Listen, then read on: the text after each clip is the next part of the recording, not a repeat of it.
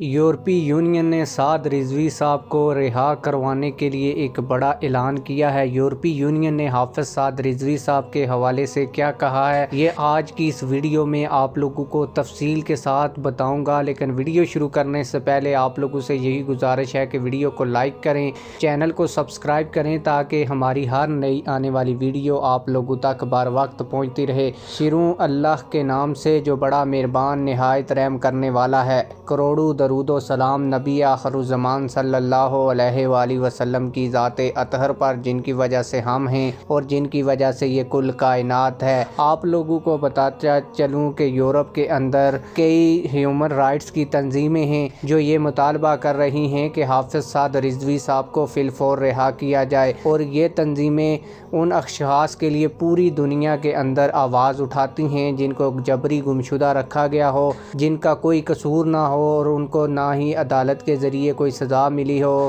اور نہ ہی انہوں نے کوئی غیر قانونی کام کیا ہو، پھر بھی اگر ان کو حبس بے جا میں رکھا گیا ہو جس طرح حافظ سعد رضوی صاحب کو رکھا گیا ہے، تو اس طرح کے معاملات جس ملک کے اندر بھی پیش آتے ہیں تو جو یورپ کی ہیومن رائٹس کمیشن کے لوگ ہیں وہ اس کے لیے باقاعدہ آواز اٹھاتے ہیں۔ اس حوالے سے حافظ سعد رضوی صاحب کی جبری گمشدگی کو ختم کروانے کے لیے بھی یورپی یونین کی ایک تنظیم منظر عام پر آ گئی ہے۔ فن لینڈ سے ہیومن رائٹس کی تنظیم امیر محترم حافظ سعد رضوی کی جبری گمشدگی کا آرٹیکل شائع کرنے جا رہی ہے۔